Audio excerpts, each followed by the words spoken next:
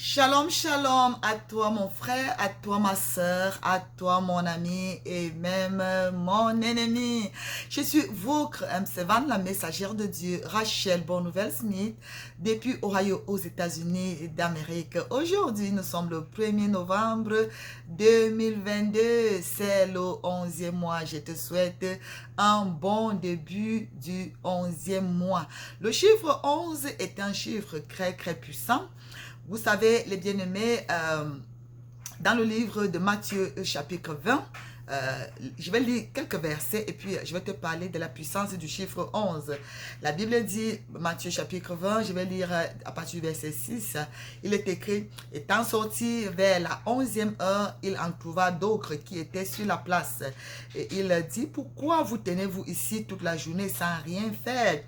Ils lui répondirent, c'est que personne ne nous a loués. Allez aussi à ma vigne, leur dit-il. Quand le soir fut venu, le maître de la vigne dit à son intendant, appelle les ouvriers et paie-leur le salaire en allant des derniers aux premiers. Ceux de la 11e heure vinrent et reçurent chacun un denier. Alors les bien-aimés, comme je le disais tout à l'heure, le chiffre 11 est un chiffre très puissant. Comme tous les chiffres d'ailleurs, il y a toujours une implication spirituelle à chaque chiffre et nous devons savoir comment appliquer cela à notre vie. Alors ici, le Seigneur parle des ouvriers de la 11e heure. La 11e heure symbolise la dernière opportunité.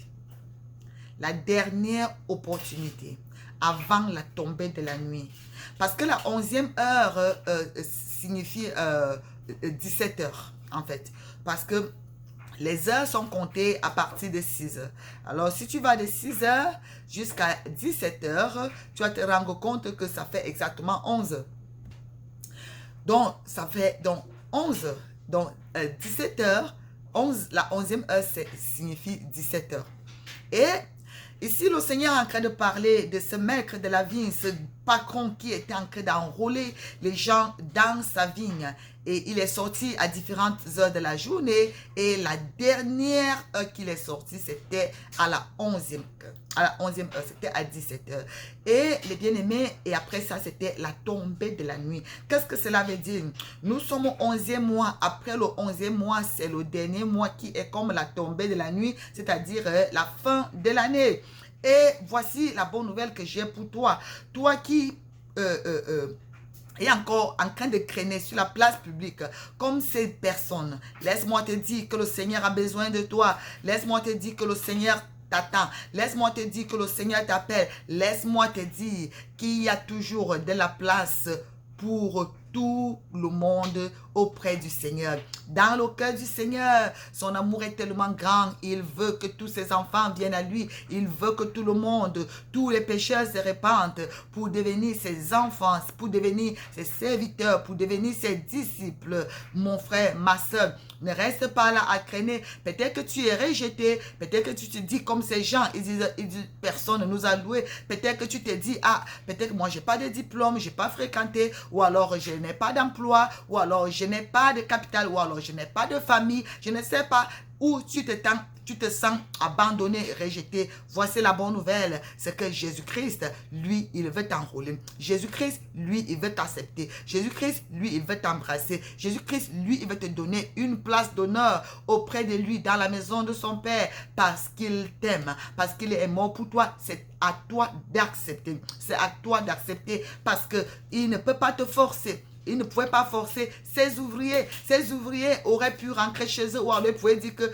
bon, nous on ne veut pas aller travailler, nous on veut continuer à rester là à flâner et puis on va rentrer chez nous. Mais non, ils ont accepté, ils ont été volontaires. Le Seigneur a besoin de ta volonté. Es-tu prêt à accepter le Seigneur Jésus-Christ comme ton sauveur et ton Seigneur? Parce que cet homme qui a employé ses ouvriers, ça veut dire qu'ils deviennent leur patron.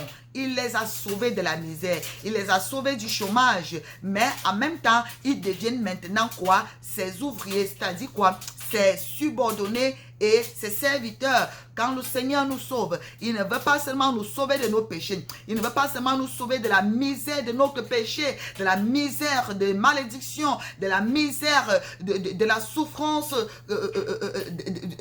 du manque de paix, de l'angoisse, de la détresse. Il ne veut pas seulement te sauver des drogues, des addictions, de la prostitution. Il ne veut pas seulement te sauver, te délivrer de la sorcellerie, des maladies. Il veut que maintenant tu deviennes quoi? Son serviteur. Ça veut dire qu'il devient ton Seigneur. Celui-là qui décide, celui qui règne, celui-là qui conduit, qui dirige ta vie, celui-là qui a le pouvoir de décision sur ta vie. Ça veut dire que tu ne prends plus des décisions sans le consulter. Les bien-aimés, Jésus-Christ est venu mourir pour devenir sauveur et Seigneur. Beaucoup de personnes veulent que Jésus-Christ soit juste leur sauveur.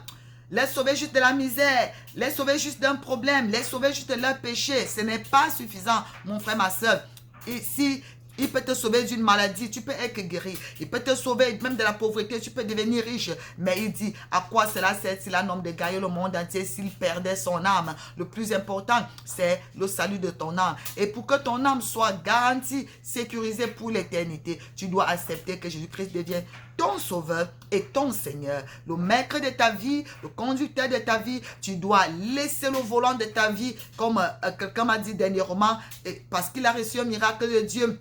Il a dit, à partir de maintenant, je remets à Jésus-Christ mon permis, je lui remets mon siège au volant de ma vie. Maintenant, je dis, maintenant, c'est toi qui me conduis, c'est toi qui me décides. Avant, je te mettais, c'est toi qui me dirige. Avant, je te mettais à la main à l'arrière. Mais maintenant, je te mets au volant. Voilà mon permis, voilà la clé de ma vie. Voilà, c'est toi maintenant qui me dirige. Les bien-aimés, c'est de ça qu'il s'agit. Le Seigneur veut qu'on s'abandonne en Christ, qu'on lui fasse totalement confiance et qu'on se laisse conduire par lui, qu'on se laisse guider, diriger par lui, qu'on se laisse orienter par lui. Les bien-aimés, n'est-ce pas là une bonne nouvelle? N'est-ce pas là une bonne nouvelle pour toi qui es désespéré, toi qui es angoissé, toi qui es abattu, toi qui es découragé? Je vais te dire, le 11e mois, c'est le mois du rattrapage, c'est le mois de la dernière, comme on dit dans le monde, la dernière chance. Mais comme il n'y a pas le mot chance avec Dieu, je vais parler de la dernière grâce, la dernière opportunité qui t'est donnée, parce que personne ne s'élève. Personne ne connaît le temps ni l'heure. Vous savez, voilà la fin d'année qui arrive. Parfois, il y a des choses bizarres qui se passent. Peut-être que tu as été programmé pour être sacrifié. Peut-être que tu as été programmé par le monde des ténèbres pour que tu meurs par accident. Mon frère, ma soeur, accepte Jésus-Christ. Accepte d'être enrôlé par Jésus-Christ parce qu'il sera désormais celui-là qui veille sur toi, qui prend soin de toi, qui te protège et qui combat pour toi. Et à la fin, les bien-aimés, le meilleur est le salaire qu'il donne. Ici, quand il a commencé à payer ses ouvriers, il leur a donné à chacun un dernier. Le dernier c'est qui est le symbole du salut de Dieu. Chaque personne qui accepte Jésus-Christ, même si c'est à la dernière minute, avant ta mort, même si c'est à la dernière minute, pendant que tu es sur un lit d'hôpital et que tu venais à mourir, même si c'est à la dernière minute, comme ce brigand qui a accepté Jésus-Christ, qui était à la croix de Christ, il a accepté Jésus-Christ à la dernière minute avant d'être crucifié. Il a reçu son salaire, la rétribution. Ça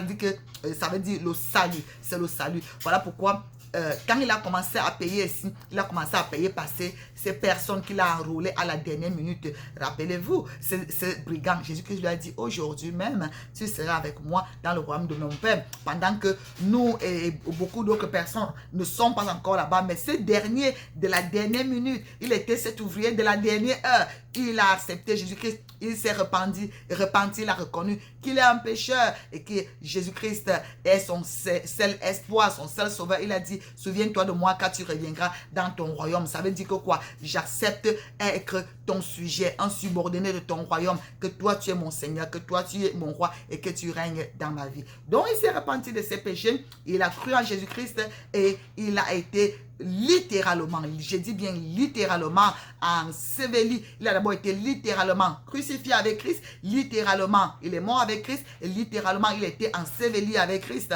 ce qui est également le symbole du baptême selon Romains chapitre 6 que je vais t'envoyer aller lire également. Alléluia. Amen. Donc les bien-aimés, Je voulais donc faire ce petit message rapidement pour encourager quelqu'un et à la fin, je vais prier pour quelqu'un. J'ai remarqué que ces derniers temps-ci, le Seigneur fait des choses incroyables. Je prie pour des personnes en ligne qui sont partout, au Cameroun et partout ailleurs. Le Seigneur les guérit. Des maladies terribles, le cancer. Je vois les gens qui sont guéris le cancer, les gens qui sont guéris de la l'arthrose, les gens qui sont guéris de l'insuffisance rénale. Les gens, le Seigneur est en train d'agir. Il faut seulement croire. Et quand je vais prier tout à l'heure, tu as la foi, tu vas recevoir ta guérison. Aussi simple que ça. Ok? Amen. Alors avant de finir, les bien-aimés, nous allons lire un dernier verset biblique. Alors, les bien-aimés, le dernier verset biblique que nous allons lire avant de finir se trouve dans le livre de Deutéronome au chapitre 11. Nous sommes le 11e mois et le verset premier, c'est le premier aujourd'hui. Voici ce que le Seigneur te dit. C'est un commandement, il dit, tu aimeras l'Éternel ton Dieu et tu observeras toujours ses préceptes, ses lois, ses ordonnances et ses commandements. Tu observeras toujours, non pas pour un temps, non pas pour un jour, mais toujours. Quand tu acceptes le Seigneur, quand tu crois en lui, maintenant, c'est que tu dois l'aimer. Jésus-Christ a dit dans le livre de Marc, chapitre 12, à partir du verset 28, 29 à 30, par là, il dit, voici le premier, le plus grand commandement, Israël, l'Éternel ton Dieu est le seul Dieu. Voici le premier, le plus grand commandement. Tu aimeras l'Éternel ton Dieu de tout ton cœur, de toute ton âme, de toute ta force et de toute ta pensée. Et voici le second qui lui est semblable.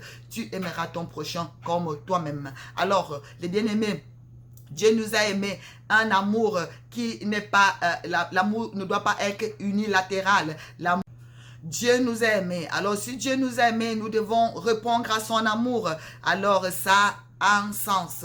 On doit aimer Dieu parce qu'il nous a aimés le premier. Alors, comment aimes-tu Dieu? Il ne veut pas que tu l'aimes à moitié avec un cœur divisé. Il veut que tu fasses de lui la priorité, que tu l'aimes de tout ton cœur, de toute ton âme, de toute ta force et de toute ta pensée. Voilà le premier et le plus grand commandement que le Seigneur te donne. Et c'est pour ton avantage. Quand tu aimes Dieu, les bien-aimés, tu sais déjà qu'il t'aime. Et quand tu l'aimes, mon frère, ma soeur, tu reçois juste le meilleur de lui. Tu reçois le meilleur de lui. Alléluia. Alléluia, merci Jésus, merci Saint-Esprit de Dieu. Donc, je vais prier pour quelqu'un. Je vais prier pour quelqu'un, toi qui es là.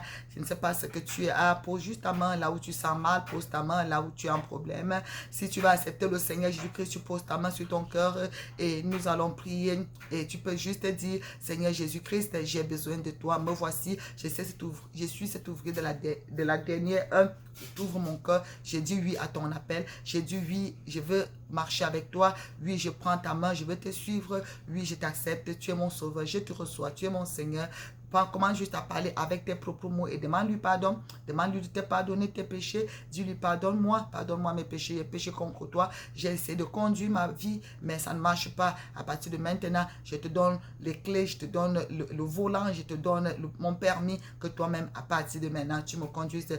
Père, je voudrais prier pour mon frère, je voudrais prier pour ma soeur qui en ce moment est en train d'écouter le son de ma voix. Seigneur, je prie, quelle qu'en soit la maladie, Seigneur, que tu le guérisses, que tu le touches là où il se trouve. Au nom de Jésus-Christ, que tu le guérisses du mal de tête. Celui qui a mal à la tête, reçoit la guérison. Toi qui as mal au dos, reçois la guérison. Toi qui as mal au pied, reçois la guérison. Toi qui es paralysé, lève-toi et marche. Au nom de Jésus-Christ, toi qui as mal aux yeux, que tes yeux s'ouvrent et que tu vois clairement. Au nom de Jésus-Christ de Nazareth, toi qu'on a déclaré séropositif, sois guéri, que le virus du sida sèche et meurt dans ton sang, au nom de Jésus de Nazareth. Toi qui as le cancer, que le cancer sèche et meurt dans ta vie, au nom de Jésus, sois guéri, quelle qu'en soit la maladie, que tout esprit qui te tourmente te libère, au nom de Jésus de Nazareth. Sois libéré de tout esprit impur, de tout esprit qui te tourmente, au nom de Jésus, parce que Christ a apparu pour décrire les œuvres des ténèbres, il est venu pour libérer les captifs. Sois libéré, sois délivré, sois restauré, sois guéri, au nom de Jésus-Christ de Nazareth. Alléluia, merci Jésus.